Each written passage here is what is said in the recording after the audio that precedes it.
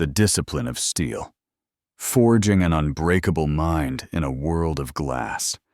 Look around you. Look at the state of the modern man. He is a creature of reaction. He is a bundle of exposed nerves, twitching at the slightest touch. He wakes up and immediately checks his phone, letting the chaos of the world flood into his mind before his feet even hit the floor. He gets in his car and screams at the traffic, letting a stranger in another metal box dictate his blood pressure. He walks into work and trembles at the thought of his boss's disapproval. He returns home exhausted, not from physical labor, but from the emotional hemorrhaging of spending 12 hours reacting to everything and controlling nothing. He is soft. He is fragile. He is made of glass. And in a world that is becoming increasingly hard, increasingly chaotic, and increasingly cruel, glass does not survive. Glass shatters. You feel this fragility in yourself, don't you? You feel that sudden spike of cortisol when things don't go your way.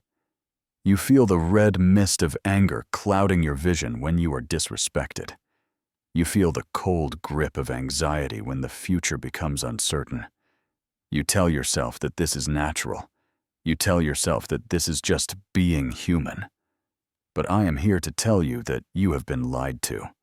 This is not human nature. This is a lack of training. This is a lack of discipline. You have allowed your emotions to become your master, and you have accepted the role of the slave. You are a puppet, and everyone else holds the strings. The news anchor holds a string. Your wife holds a string. The rude waiter holds a string. They pull, and you dance. This stops today. We are not here to talk about managing your feelings like some corporate HR seminar. We are here to talk about alchemy. We are here to talk about the ancient art of turning the raw, volatile material of your emotions into cold, hard steel.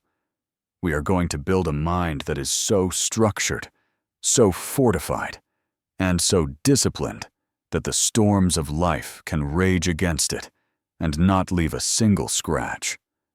This is the discipline of steel. It is the philosophy of the Stoic warrior.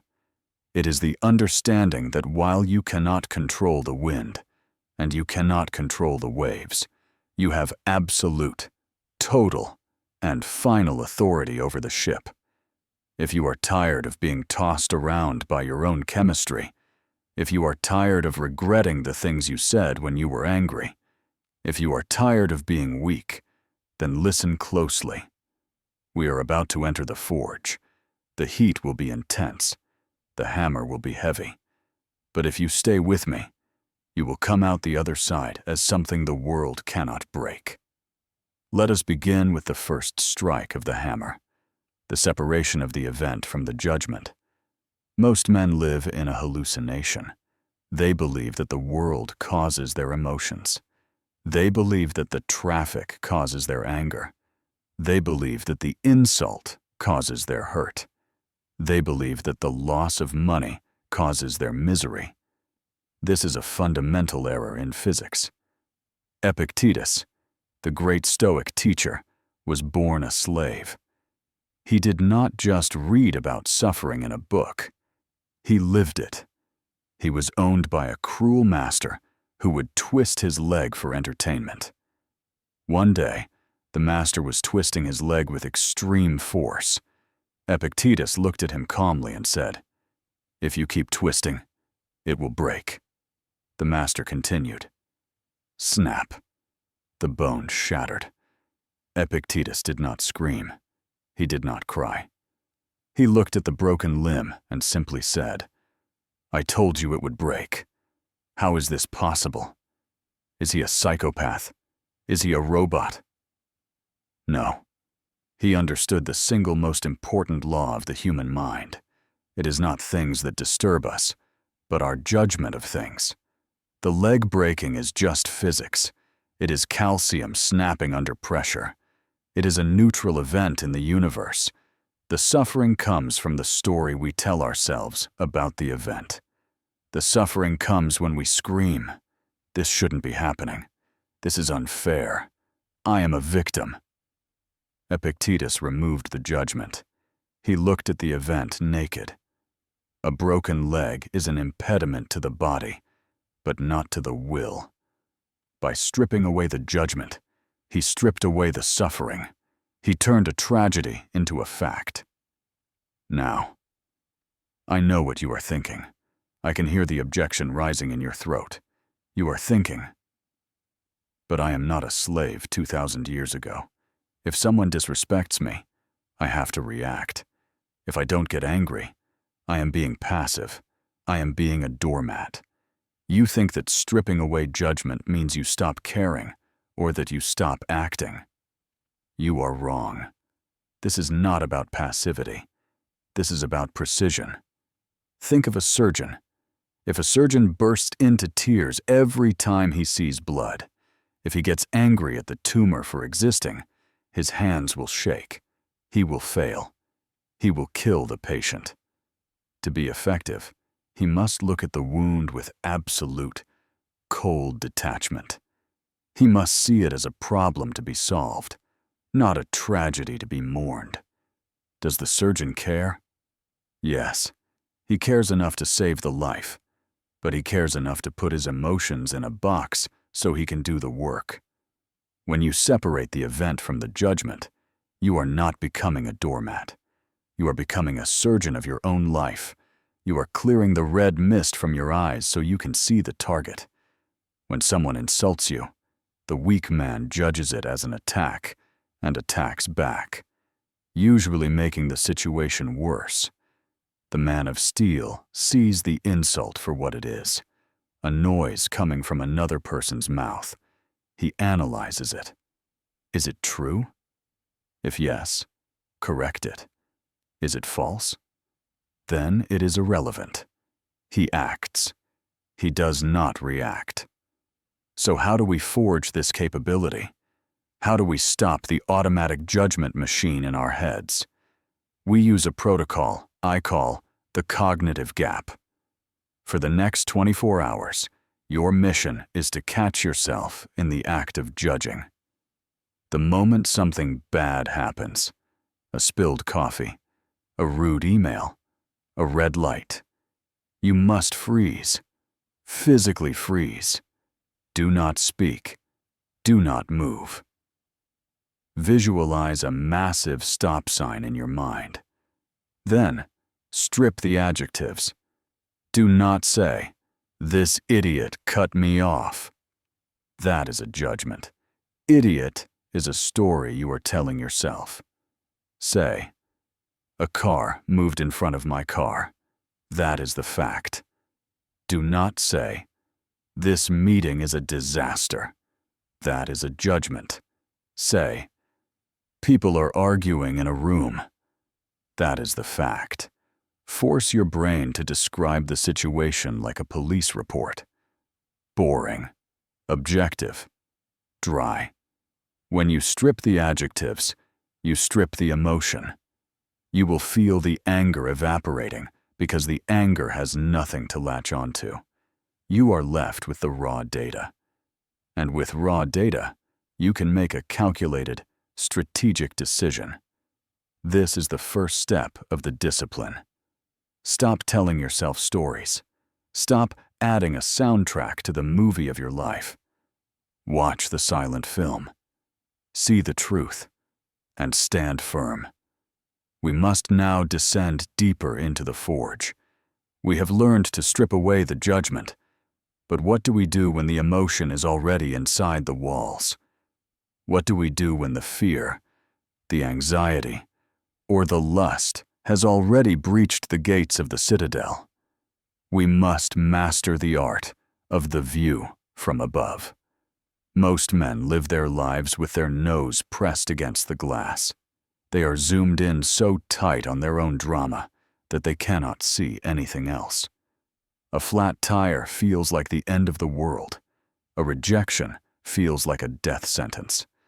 A lost contract feels like a Greek tragedy. When you are zoomed in, every obstacle looks like a mountain. Every shadow looks like a monster. This lack of perspective is the mother of all weakness. It makes you petty. It makes you fragile. It makes you self-absorbed. You walk around acting as if you are the main character of the universe, and so the universe constantly disappoints you by refusing to follow your script. The Stoics had a weapon to destroy this myopia. It was a mental movement, a shift in altitude. They believed that to understand the true nature of your problems, you had to look at them from the perspective of the cosmos. Let us look at Marcus Aurelius. Here was a man who had every reason to be self-absorbed. He was the emperor.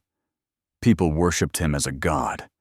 He could have easily fallen into the trap of believing that his headaches, his family problems, and his political struggles were the most important things in existence. But he didn't. In his private journals, written in the dust and blood of the Germanic front, he constantly reminded himself of his smallness. He wrote, "Think of the substance of the universe, of which you have a tiny share. Think of time, of which a brief and fleeting moment has been assigned to you. Think of destiny, and how small your part in it is."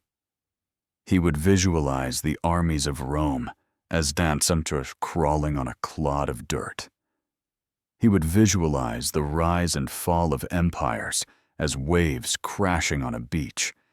He would visualize the stars, burning in the cold silence of space, indifferent to his wars and his laws. Why did he do this? Was he trying to depress himself? Was he trying to say that life is meaningless? No. He was trying to liberate himself. When you zoom out, the weight falls off your shoulders. If you are just a tiny spark in an infinite darkness, then your problems are tiny too. Your embarrassment is tiny. Your failure is tiny. The opinion of your neighbor is microscopic. This cosmic perspective crushes the ego. And when the ego is crushed, the fear goes with it. You realize that you are just a temporary visitor here. You are a tourist. And a tourist doesn't panic when the hotel room isn't perfect. A tourist enjoys the trip, knowing it will end soon. Now, I know the objection. I hear the skeptic in your mind saying, "This sounds like nihilism. If nothing matters, why should I get out of bed? Why should I build a business? Why should I protect my family? We are all just dust. Why bother?" This is the most common misunderstanding of Stoicism. The goal is not to feel nothing. The goal is to feel the right things. When you realize that you are small, you don't stop caring. You stop caring about the wrong things. You stop caring about vanity. You stop caring about status. You stop caring about petty grievances. And what is left? What remains when the bullshit is stripped away? Duty, love, virtue. The present moment. When you realize your time is short and your life is small, you actually care more about what matters. You hug your children tighter because you know they are fragile. You do your work with more excellence because it is your only contribution to the whole. You treat people with more kindness because you know they are suffering just like you. The view from above doesn't make you a nihilist. It makes you a warrior who fights for the right cause. It takes the heavy, suffocating armor of self-importance off your back so you can move with speed and agility.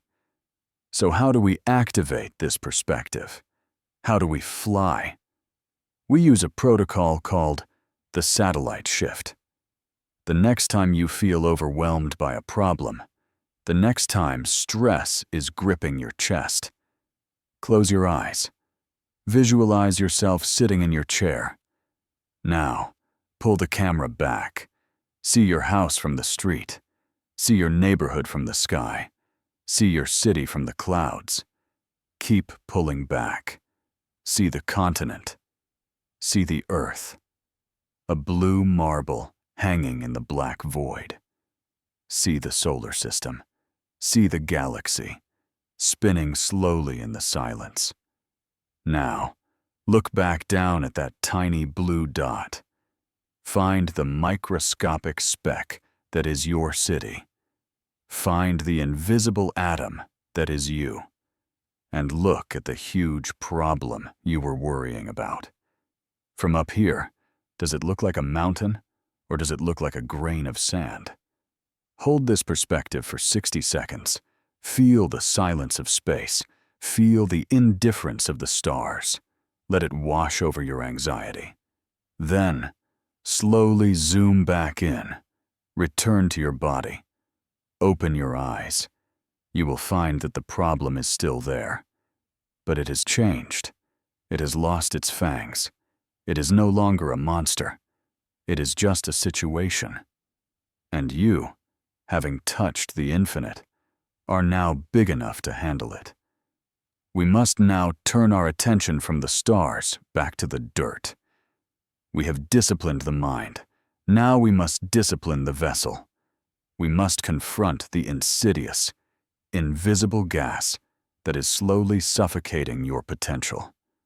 That gas is comfort. We live in the age of anesthesia. We have declared war on difficulty. If it is too hot, we turn a dial. If it is too cold, we turn a dial.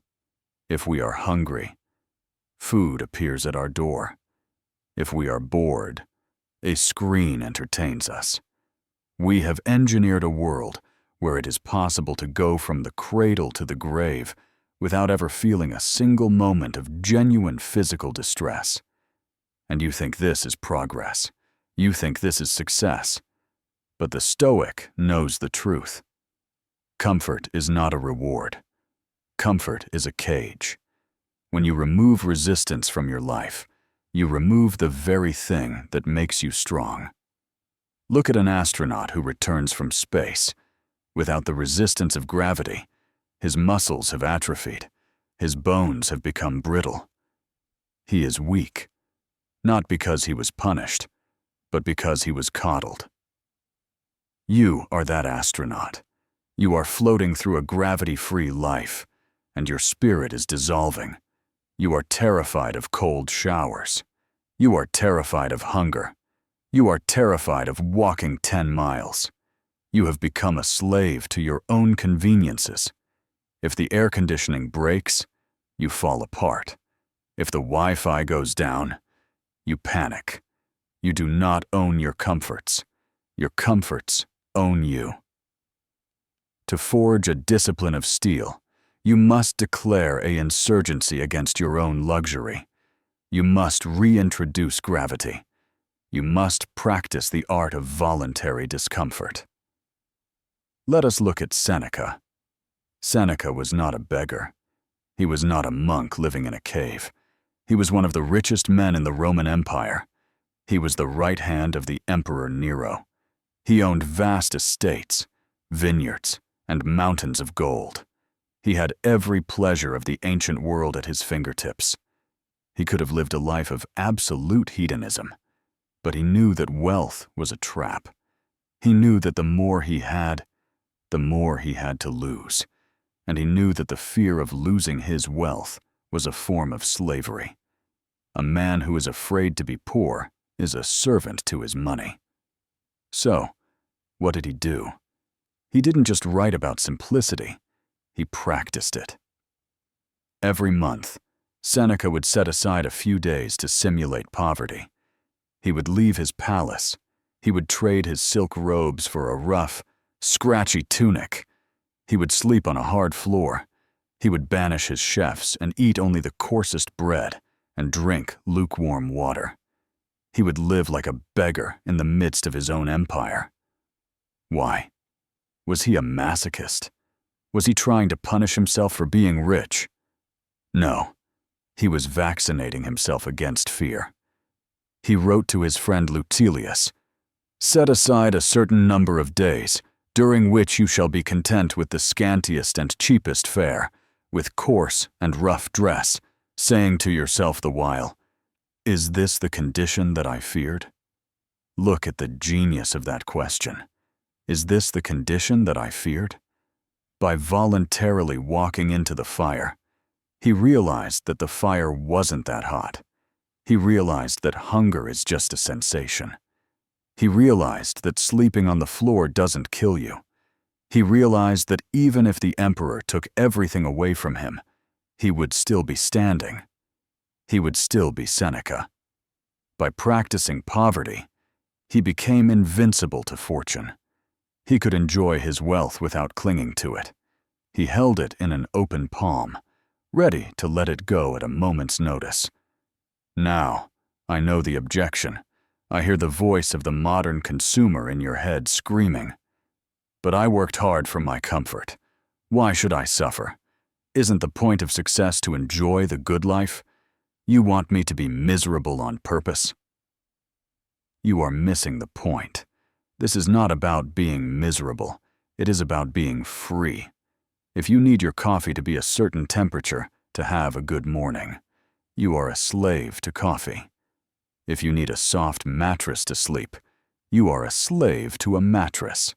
If you need luxury to feel confident, your confidence is made of wet paper. The goal is not to live in misery forever. The goal is to prove to yourself that you can survive misery. The goal is to decouple your happiness from your external conditions. When you voluntarily choose the hard path, the easy path loses its grip on you. You walk through the world with a swagger that the comfortable man does not have. You look at the soft man shivering in the cold, and you feel a fire inside you. You know that you can endure what he cannot. And that knowledge gives you a quiet, dangerous confidence. So how do we build this callus? How do we reclaim our anti-fragility? We use a protocol called the anti-comfort contract. You are going to pick one comfort in your life, one thing that you think you need, and you are going to kill it for 24 hours. Maybe it is food. Fast for 24 hours. Drink only water. Feel the hunger pangs. Watch your brain panic. Watch your mood shift. And then, stand in the center of that hunger and realize, I am not dying. I am in control. Maybe it is temperature. Turn the shower to the coldest setting. Stand under the freezing water. Your body will scream. You will gasp for air. Your instinct will be to jump out. Stay. Force your breathing to slow down. Look the cold in the eye. Tell your body, I decide when we move, not you. Maybe it is sleep. Sleep on the floor tonight. No pillow. Just a blanket. Do this not to punish yourself, but to liberate yourself. When you wake up the next morning, or when you eat that first meal after the fast, you will feel a surge of gratitude that you haven't felt in years. But more importantly, you will feel a hardness in your spirit. You will know that if the economy crashes, if the car breaks down, if the heater fails, you will be fine. You have been there before. You have scouted the territory of discomfort, and you have planted your flag. You are no longer a domestic animal dependent on the keeper. You are a wolf, and wolves do not need pillows. We must now fortify the walls against the most dangerous weapon in the enemy's arsenal. That weapon is surprise. What is it that truly breaks a man? What is it that causes the panic attack, the breakdown, the loss of control? It is rarely the event itself. Men have endured torture. Men have endured starvation. Men have endured the death of their entire families and kept standing. No. What breaks you is the gap between what you expected to happen and what actually happened. You walk into a meeting expecting praise, and you get fired. You walk into your home expecting peace, and you find a betrayal. You invest your money expecting a return, and the market crashes. It is the shock that kills you. It is the ambush. When you are blindsided, your rational mind shuts down, and your animal brain takes over. You freeze. You scream. You crumble. You are glass because you are fragile to the unexpected. The Stoic discipline of steel requires us to eliminate surprise. It requires us to destroy the very possibility of being blindsided. We do this through a dark and powerful practice known as premeditatio malorum, the premeditation of evils. Most modern self-help gurus will tell you to do the opposite. They will sell you the law of attraction. They will tell you to visualize success, to stand in front of the mirror and say, "I am rich. I am happy. Everything always works out for me." They tell you that if you think negative thoughts, you will attract negative energy. I am here to tell you that this is dangerous nonsense. This is spiritual suicide. When you visualize only the best-case scenario, you are setting yourself up for a slaughter. You are walking onto a battlefield convinced that the enemy will throw flowers at you. You are softening your skin. You are creating a delusional expectation of perfection. And when reality, which is chaotic, indifferent, and cruel, inevitably hits you in the face, you have no armor. You are naked. The Stoic does not visualize success. The Stoic visualizes the catastrophe. Every morning, Marcus Aurelius would perform a ritual that would terrify the average modern man. He did not wake up and say, "Today is going to be a great day." He woke up and said, "Today, I will meet the busybody, the ungrateful, the arrogant, the deceitful, the envious, and the unsocial." He rehearsed the betrayal before breakfast. He visualized the disaster before he put on his sandals. Why? Was he a pessimist? Was he depressed? No. He was vaccinating himself against shock. He was running a simulation in his mind. He was looking at the worst possible outcomes and saying to himself, "If this happens, I will handle it. If that happens, I will handle it." By living through the disaster in his mind first, he robbed the disaster of its power. When the ungrateful man actually showed up later that day, Marcus didn't flinch. He didn't get angry. He smiled. He thought, "Ah, there you are. I was expecting you. You are right on time." He turned the ambush into an appointment. You must become a master of the negative visualization. You must learn to love the worst-case scenario. Let us look at the story of the great Stoic general, Scipio Africanus. Before a battle, he would not sit in his tent dreaming of the parade in Rome. He would sit and imagine the defeat. He would imagine his flank collapsing. He would imagine his supply lines being cut.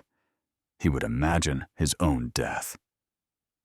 He forced his mind to look at the Gorgon, and because he had already faced the worst in the safety of his tent, he was calm in the chaos of the field. When the enemy made a surprise maneuver, his soldiers panicked, but Scipio did not. He had already seen it. He had already solved it. His mind was steel because it had already been tempered in the fire of his imagination.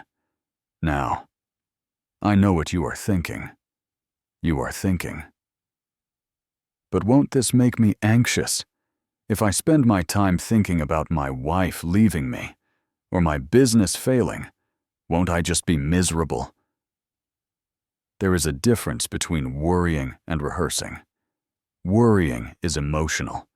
Worrying is spinning in circles, screaming, "What if? What if? Oh God, please don't let it happen." Worrying is passive fear. Rehearsing is strategic. Rehearsing is cold. It is looking at the threat and saying, okay, if the car crashes, I will roll.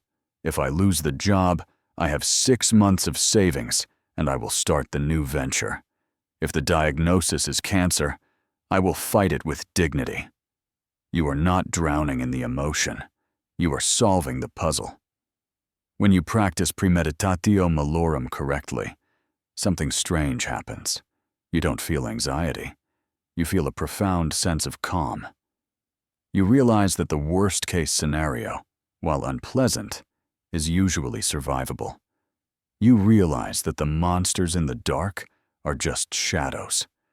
You become the most dangerous person in the room because you are the only one who has a plan for when the building catches fire. Everyone else is hoping it won't happen. You are ready for it to happen. So how do we install this software into your brain? How do we turn you into a fortress of anticipation? We use a protocol called the morning autopsy. Tomorrow morning, while you are drinking your coffee, do not check your phone. Do not read the news. Sit in silence for 3 minutes. Look at your day ahead. Look at the meetings. Look at the commute. Look at the interactions you have planned. Now, break them. Visualize the car not starting. Visualize the client hating your presentation. Visualize your partner picking a fight with you over nothing. Do not just vaguely think about it. See it. Feel the knot in your stomach. Hear the angry words. And then, in your mind, respond with steel. See yourself staying calm. See yourself pivoting. See yourself accepting the chaos without losing your composure. Practice the response. Say to yourself, I have foreseen this. This is within my capacity to bear. Then, open your eyes and go about your day. When the problems inevitably arise, you will feel a strange sense of déjà vu. You will not be shocked. You will be validated. You will move through the chaos like a ghost walking through a wall. While other men are clutching their chests and screaming at the sky, asking, why me? You will be working the problem. You will be the calm eye of the storm. You will have eliminated the element of surprise. And without surprise, fate cannot break you. We must now ascend to the highest peak of the Stoic mountain. We have learned to strip judgment. We have learned to anticipate disaster. But there is a level beyond mere endurance. There is a level beyond just gritting your teeth and getting through the pain. There is the ability to devour the pain. There is the ability to take the worst thing that has ever happened to you and turn it into the best thing that has ever happened to you. This is the concept of amor fati, the love of fate. Most men are constantly at war with reality. They have a script in their heads of how their life is supposed to go. And when reality deviates from that script, they throw a tantrum. They scream at the universe. They waste massive amounts of energy wishing that the past was different. If only I hadn't taken that job. If only she hadn't left me. If only it wasn't raining. This is insanity. You are arguing with a rock. You are fighting a war you have already lost because the event has already happened. The ink is drasser. The concrete is set. The Stoic does not just accept the rain. The Stoic dances in the rain. The Stoic does not just tolerate the obstacle. The Stoic loves the obstacle because he knows that the obstacle is the fuel for his greatness. Let us look at a modern example of this ancient spirit. Let us travel to West Orange, New Jersey. December 1914. The laboratories of Thomas Edison are on fire. And this is not a small fire. This is an inferno. Inside those buildings is the work of a lifetime. Prototypes, one-of-a-kind records, unfinished inventions. The chemical labs are exploding, shooting green and yellow flames hundreds of feet into the night sky. The local fire department is helpless. The water pressure is too low. Everything is burning to the ground. Thomas Edison is 67 years old. By all logic, he should be destroyed. He is watching his legacy turn to ash. He is watching millions of dollars vaporize. He is too old to start over. This is the end. His son, Charles, is frantically running through the smoke, looking for his father. He expects to find the old man curled up in a ball, weeping, broken by the tragedy. But when he finds him, Edison is not crying. He is not screaming at God. He is standing there, with his hands in his pockets, the orange glow of the fire reflecting in his glasses. A slight smile is playing on his lips. He looks at his son and shouts over the roar of the flames, "Go get your mother and all her friends. They'll never see a fire like this again." Think about that. They'll never see a fire like this again. He didn't see a tragedy. He saw a spectacle. He saw a magnificent display of energy. He told his son, "We are getting rid of a lot of rubbish tonight." The next morning, walking through the smoldering ruins, breathing in the acrid smoke of his destroyed empire, Edison didn't file for bankruptcy. He didn't retire. He gathered his team and said, "There is great value in disaster. All our mistakes are burned up. Thank God we can start anew." 3 weeks later, his factory was back online. A year later, he generated $10 million in revenue, the most he had ever made. This is amor fati. Edison did not just endure the fire. He used the fire. He used the shock to clear out the old dead wood and build something better. He treated the catastrophe as a necessary plot twist in his epic story. Now, I know what the voice in your head is saying. I know the resistance you are feeling right now. You are thinking, "This sounds like Stockholm Syndrome. You want me to love the car crash? You want me to love the cancer diagnosis? You want me to love the betrayal? That is unnatural. That is masochism." It is not masochism. It is physics. Marcus Aurelius gave us the perfect metaphor. He said to be like a blazing fire. When you throw a small piece of wood into a small fire, the fire is extinguished. It chokes. That is the weak man. The obstacle crushes him. But when the fire is blazing, when the fire is strong, it does not matter what you throw into it. You can throw a log, a chair, a dead body, a house. The fire consumes it all. It wraps itself around the obstacle, digests it, and turns it into heat. It turns it into light. The obstacle makes the fire higher. If you lose your job, the weak man says, "I am ruined." The fire says, "Good, I was stagnant in that job anyway. Now I have the pressure I need to start my own business. This firing is fuel." If you get injured, the weak man says, "My body is broken." The fire says, "Good, now I have to learn patience. Now I have to focus on my mind while my body heals. This injury is fuel." If you are disrespected, the weak man says, "My ego is hurt." The fire says, "Good, now I can practice self-control. Now I can prove to myself that I don't need their validation. This insult is fuel."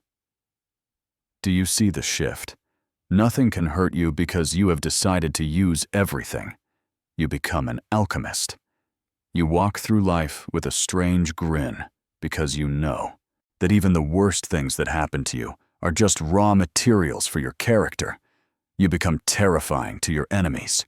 How can they defeat a man who gets stronger when he is attacked? How can they break a man who loves the breaking? So how do we install this invincible operating system? How do we learn to pivot from "why me" to "thank you"? We use a protocol called the plot twist. The next time something goes wrong, big or small, whether you spill your coffee or lose a client, you are going to treat it exactly like a plot twist in a movie. Imagine you are the writer of this movie. The hero, that's you, was getting too comfortable. The story was getting boring. So, the writer threw a wrench in the gears to make the character evolve. When the disaster hits, stop, take a breath, and say out loud, "Ah, a plot twist. I wonder how the hero gets out of this one." Then, immediately force your brain to find 3 specific ways that this disaster is actually a benefit. You are stuck in traffic. Benefit 1. I have time to listen to that audiobook. Benefit 2. I am practicing patience. Benefit 3. I will be late, which means I will have to apologize, which practices humility. You are rejected by a woman. Benefit 1. I am not wasting time on someone who doesn't want me. Benefit 2. I can focus on my mission. Benefit 3. I can analyze my approach and get sharper. Do not fake it. Find the truth in the benefit. By doing this, you are hot-wiring your brain. You are retraining your neural pathways to bypass the victim circuit and go straight to the opportunity circuit. Eventually, this becomes automatic. You stop flinching when the blow comes. You lean into it. You start to trust that the universe is not conspiring against you. It is challenging you.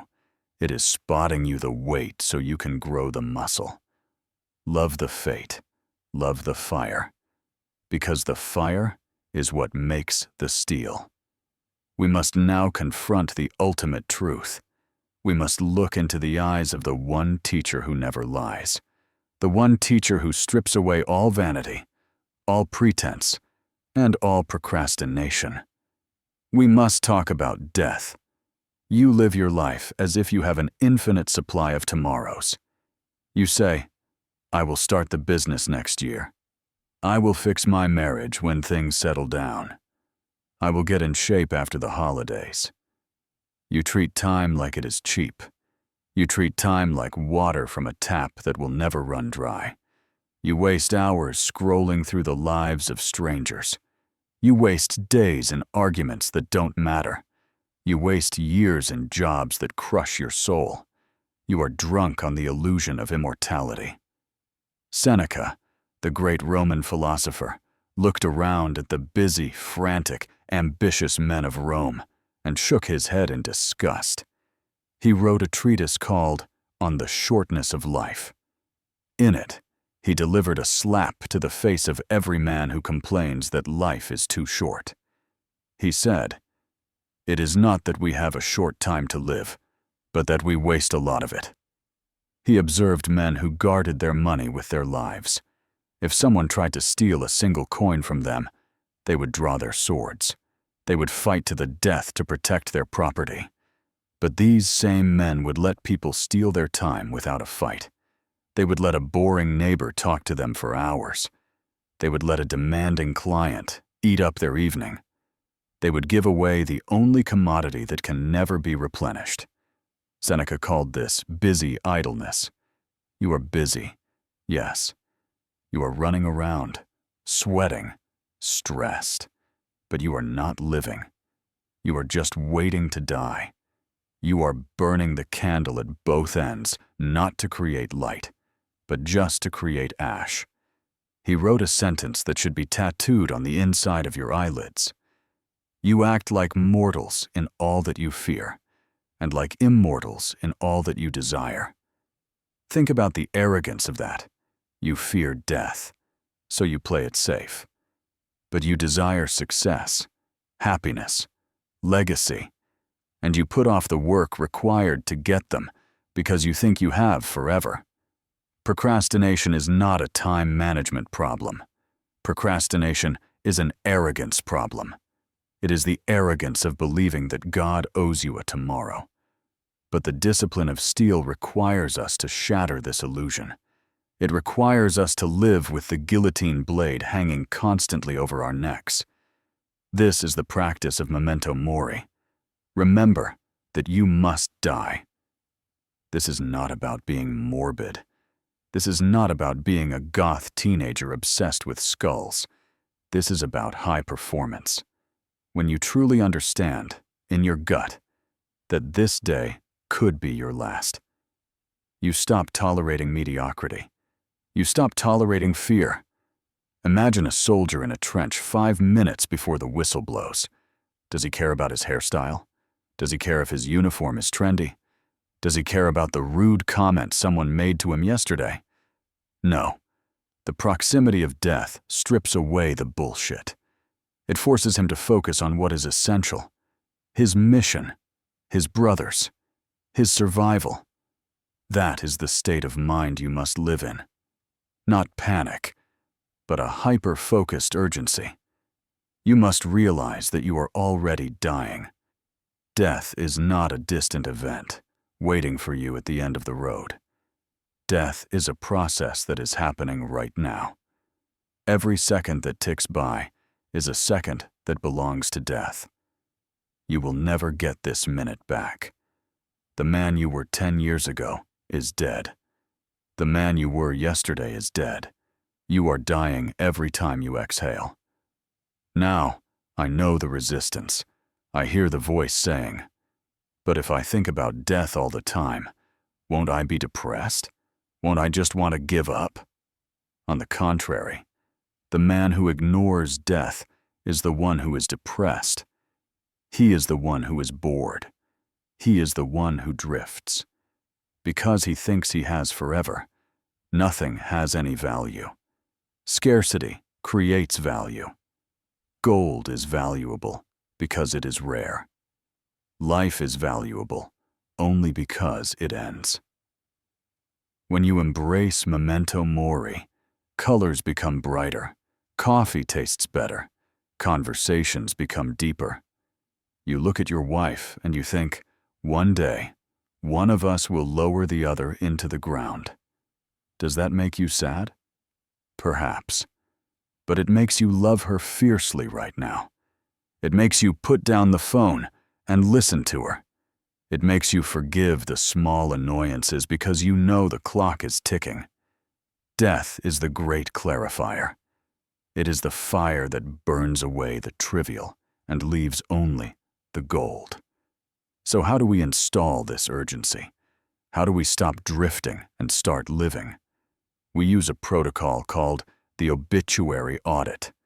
This is a brutal exercise. Most people are too terrified to do it. But you are not most people. Tonight, sit down with a piece of paper. Write your own obituary as if you died today. Right now. Be honest. Do not write the fantasy version. Write the truth based on your current trajectory. Here lies your name. He spent 4 hours a day on Instagram. He hated his job, but was too scared to quit. He dreamed of writing a book, but never wrote a page. He loved his family, but was always too busy to show it. He died with the music still inside him. Read it. Look at it. Feel the sickness in your stomach. Feel the horror of a wasted life. Let that horror burn you. Let it make you angry. Then, take a new piece of paper. Write the obituary you want. Here lies a man who squeezed every drop out of life. He built an empire. He loved with ferocity. He took risks. He failed and got back up. He left the world emptier because he gave everything he had. Now, look at the gap between the two papers. That gap is your mission. That gap is the only thing that matters. Carry that first obituary, the bad one, in your pocket. Look at it when you feel lazy. Look at it when you want to procrastinate. Let it scare the hell out of you. Let the fear of a wasted life be greater than the fear of failure. You do not have time. The sand is running. The glass is shattering. Wake up. We must now descend into the engine room of the human machine. We have spoken of the mind, the spirit, and the inevitable end. But there is a chaotic force that drives most men into the rocks long before they reach their destination. That force is desire. Look at your life. Look at the invisible chains that are dragging you. You see a beautiful woman, and your brain is hijacked. You see a shiny new car, and your bank account is hijacked. You see a notification on your phone, and your attention is hijacked. You are a slave to your impulses. You are a puppet dancing to the tune of dopamine. The modern world is designed, engineered by brilliant minds and trillion-dollar algorithms to keep you in a state of constant, desperate wanting. They want you hungry. They want you horny. They want you dissatisfied. Because a dissatisfied man is a consumer. A satisfied man is a threat to the economy. But the stoic discipline of steel demands absolute sovereignty. Sovereignty means that you are the king of your own internal kingdom. It means that when an impulse knocks on the door, you decide whether to let it in. Most men have no doors. Their kingdom is an open market where any thief can walk in and take what he wants. Epictetus said, "No man is free who is not master of himself." Think about that word, master. If you cannot say no to a donut, you are not a master. You are a servant to sugar. If you cannot say no to porn, you are a servant to pixels. If you cannot say no to your anger, you are a servant to adrenaline. You think freedom means doing whatever you want. That is the definition of a toddler. True freedom, the freedom of the adult man, is the ability to do what you should do, regardless of what you want to do. Let us look at the legend of Ulysses and the Sirens. Ulysses was sailing his ship past the island of the Sirens. These were creatures whose song was so beautiful, so seductive, that any sailor who heard it would lose his mind and crash his ship onto the rocks just to get closer to them. The shore was littered with the rotting bones of men who followed their desire to their death.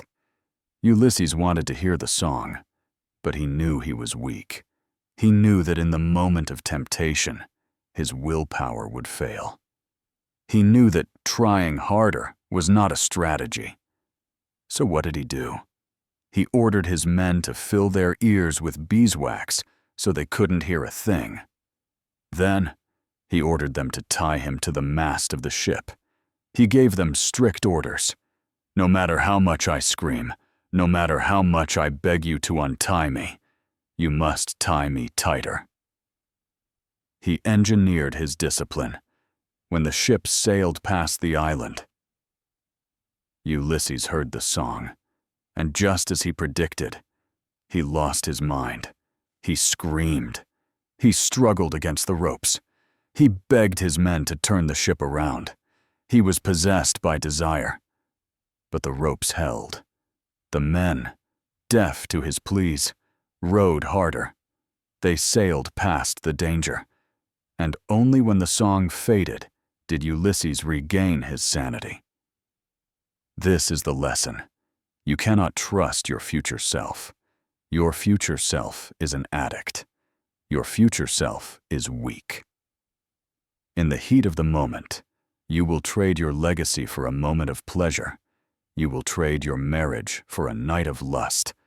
You will trade your health for a plate of food. The discipline of steel is about tying yourself to the mast before you hear the song.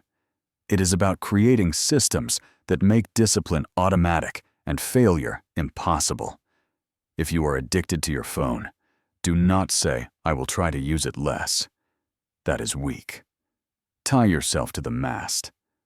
Put the phone in a timed lockbox when you get home. Delete the apps. Turn the screen to grayscale. If you are addicted to junk food, do not say, "I will try to eat better." Tie yourself to the mast. Throw all the garbage out of your house. Do not buy it. If it is not there, you cannot eat it. If you are addicted to spending, cut up the credit cards. Automate your savings so the money leaves your account before you see it. This is not about having strong willpower. Willpower is a battery. It drains throughout the day. By 8 p.m., your battery is dead. That is why you binge eat at night. That is why you scroll at night. The Stoic does not rely on the battery. He relies on the architecture. He builds a fortress where the enemy cannot enter. So how do we build these walls? How do we reclaim our throne? We use a protocol called the impulse delay. The next time you feel a craving, a desire to buy, to eat, to click, to text that toxic ex, do not say no. Saying no creates resistance. The inner toddler screams louder. Say later. Tell yourself, "I can have this, I can do this, but I must wait 10 minutes. Set a timer on your watch. 10 minutes. Sit in the fire of that urge. Watch it. Feel the physical pull in your chest. Feel the saliva in your mouth. Feel the itch in your fingers. Do not fight it. Just observe it. Say, "This is just a chemical spike.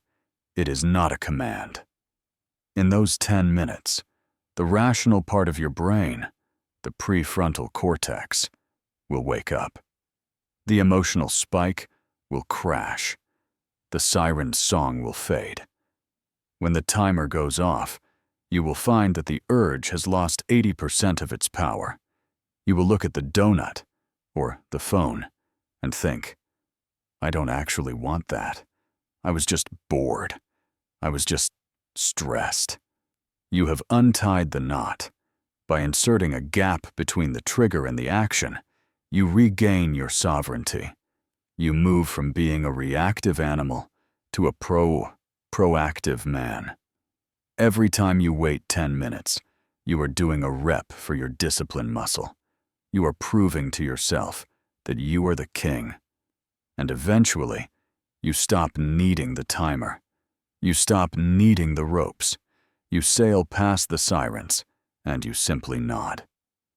You hear the song, but you stay on course, because you have a destination that is far more beautiful than any distraction. We must now shift our focus from defense to offense. We have learned how to stop the bad habits, how to endure the pain, and how to resist the impulses. But a man who simply resists is not a warrior. He is a statue. A statue does no wrong. A statue has no vices. A statue is perfectly disciplined. But a statue is also useless. It gathers dust. It does not move. It does not bleed. It does not change the world. The Stoic discipline of steel is not just about holding your ground. It is about taking ground. It is about action. There is a disease that infects the smart men of this generation. It is the disease of preparation. You are drowning in information. You listen to podcasts about business, but you have no business. You watch videos about working out, but you are out of shape. You read books about social dynamics, but you are lonely. You are a collector of maps who never goes on a journey. You are an encyclopedia of things you have never done. You tell yourself that you are learning. You tell yourself that you are strategizing. You tell yourself that you are waiting for the perfect time to strike. I am here to tell you that you are lying. You are not preparing. You are hiding. You are terrified of the judgment that comes with action. You are terrified of looking stupid. You are terrified of making a mistake. So you hide behind the shield of research. You polish your plan until it shines, while the man with half your IQ and twice your courage is out there making millions, getting the girl, and living the life you are only dreaming about. Perfectionism is not a virtue. Perfectionism is just fear wearing a tuxedo. It is vanity. It is the ego protecting itself from the possibility of failure. The Stoic knows that the only thing that matters is the deed. The thought is nothing. The intention is nothing. The plan is nothing. The execution is everything. Let us look at Marcus Aurelius again. It is easy to think of him as a marble bust, a man who was born disciplined. But if you read his journals, you see the struggle.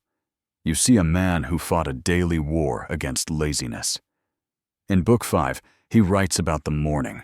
He writes about lying in his warm bed, burying himself under the blankets, refusing to get up. He argues with himself. He says, "I have to go to work as a human being. Why is there any complaining if I am going to do what I was born for? Or is this what I was created for, to huddle under the blankets and stay warm?" He answers himself, "But it's nicer here." And then he delivers the hammer blow. So you were born to feel nice, instead of doing things and experiencing them? Don't you see the plants, the birds, the ants and spiders and bees going about their individual tasks, putting the world in order as best they can, and you're not willing to do your job as a human being? Even the emperor, the most powerful man on earth, wanted to stay in bed. He didn't feel like working. He didn't feel inspired. But he got up anyway. Why? Because he understood that feelings are irrelevant to duty. You do not wait for motivation. Motivation is a fickle mistress. She shows up when she wants and leaves when things get hard. Discipline is a loyal wife. She is there every single day, holding the line. The amateur waits for inspiration. The professional gets to work. You must kill the idea that you need to feel ready to start. You will never feel ready. You will never have enough money. You will never have enough knowledge. The conditions will never be perfect. General George S. Patton, a man who understood the violence of action, said, "A good plan violently executed now is better than a perfect plan executed next week."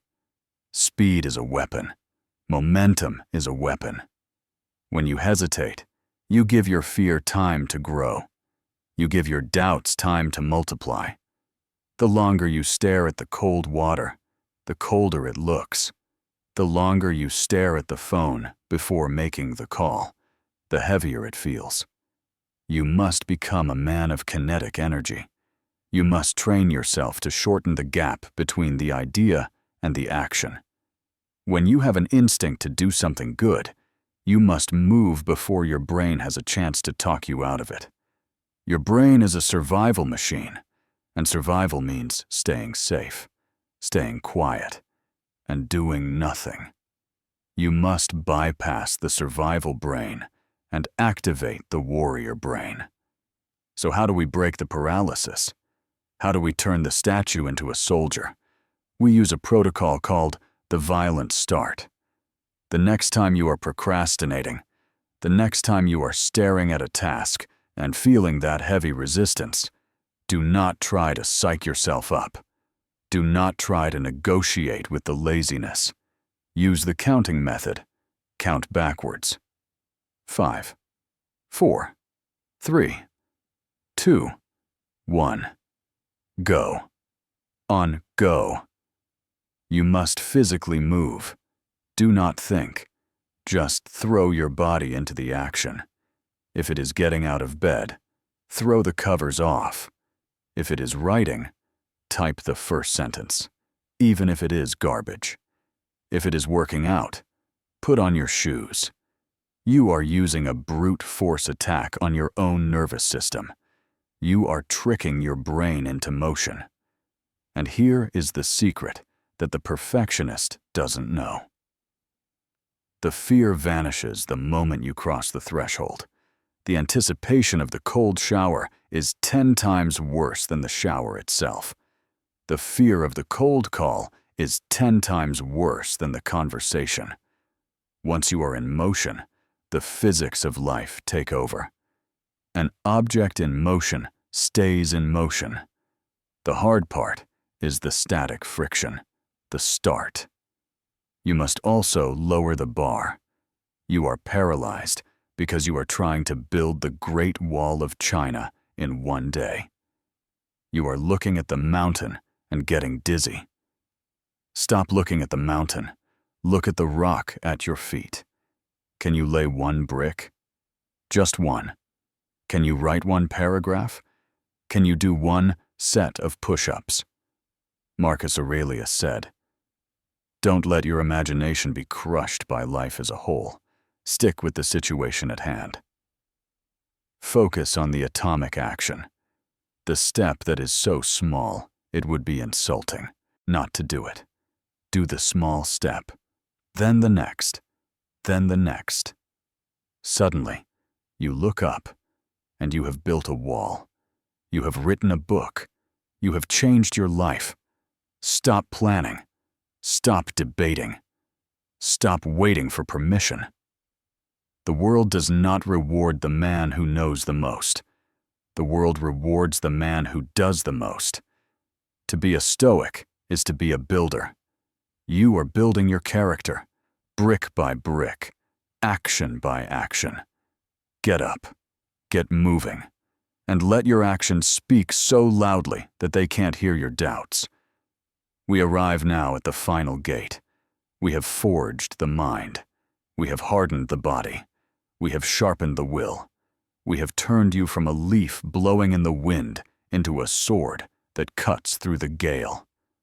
But there is one final question we must answer. What is it all for? Why do we do this? Why do we suffer the cold showers? Why do we stare at our own death? Why do we deny ourselves the pleasures that everyone else is drowning in? Is it just to be tough? Is it just to have a six-pack and a stoic face? Is it just vanity? If you think this discipline is about you, you have missed the entire point of Stoicism. You do not forge a sword to hang it on a wall and admire it. You forge a sword to fight. You forge a sword to protect. The ultimate purpose of the discipline of steel is not personal happiness. It is service. Look at the world around you. Really look at it. It is falling apart. Men are weak. Fathers are absent. Leaders are corrupt. Chaos is rising. Anxiety is the new religion. People are terrified, confused, and desperate for someone, anyone, to stand firm. They are looking for a rock in the mud. You are that rock. The Stoics believed in sympathia, the interconnectedness of all things. They believed that the bee exists for the hive, the hand exists for the body, and the man exists for his community. If you are weak, it is not a private tragedy. If you are weak, your children suffer. Your wife suffers. Your employees suffer. Your community suffers. Your weakness is a contagion. When you panic, you spread panic.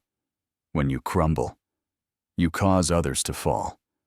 But the opposite is also true. When you are strong, your strength is a contagion. When you stay calm in the crisis, you give everyone else permission to be calm. When you take the high road, you inspire others to rise. When you master your emotions, you become a sanctuary for those who are drowning in theirs. You become the lighthouse. Think of a lighthouse standing on a jagged rock in the middle of a hurricane. The waves are smashing against it.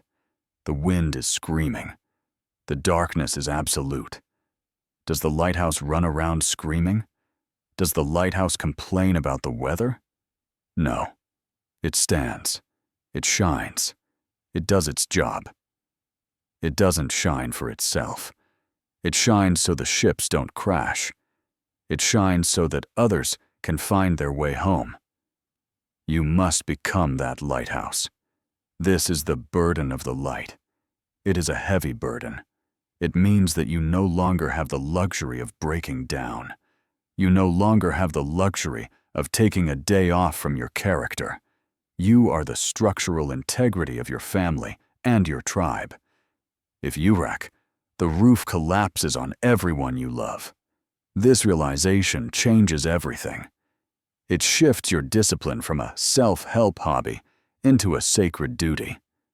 You don't work out for your ego. You work out so you can carry your children when they are tired, or carry your parents when they are old. You don't master your anger for your own peace. You master it so you don't traumatize your sons. You don't build wealth for a Ferrari. You build it to secure the freedom of your bloodline. Seneca said, "He that is good to himself is good to all." When you perfect your own soul, you are performing an act of supreme generosity to the world. You are removing one fool from the population and adding one warrior. So, here is your final protocol. The seal on the contract. We call this the standard bearer. In the Roman legions, the standard bearer was the soldier who carried the eagle, the symbol of the legion. He walked in the front line. He had no shield. He could not fight effectively because his hands were full, holding the standard high. He was the target. The enemy knew that if the standard fell, the morale of the legion would break. But if the standard bearer kept walking, even into the teeth of death, the soldiers would follow him into hell.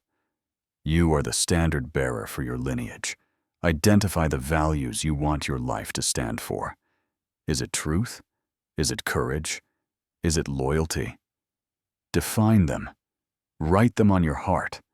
And then embody them. Do not preach them. Do not post about them on social media.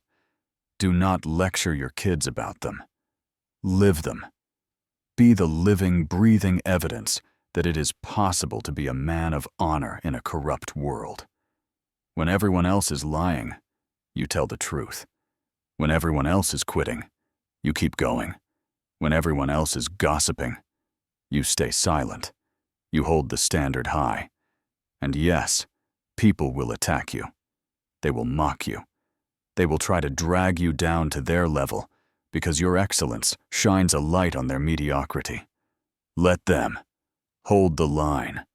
Because eventually, when the storm comes for them, and it always comes, they will look for the standard.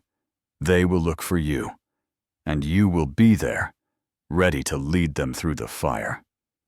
We have reached the end of the forge. Look at the weapon you have built. We started with the mind, stripping away the false judgments, seeing the world as it is, not as we wish it to be. We ascended to the view from above, realizing our smallness in the infinite cosmos, crushing our ego and freeing our spirit. We embraced voluntary discomfort, choosing the hard path to inoculate ourselves against the softness of the age. We eliminated surprise, rehearsing the disaster so that fate can never blindside us. We learned to love the fire, turning every obstacle into fuel, every tragedy into power. We looked death in the face, using the ticking clock to destroy our procrastination. We tied ourselves to the mast, mastering our impulses and reclaiming our sovereignty.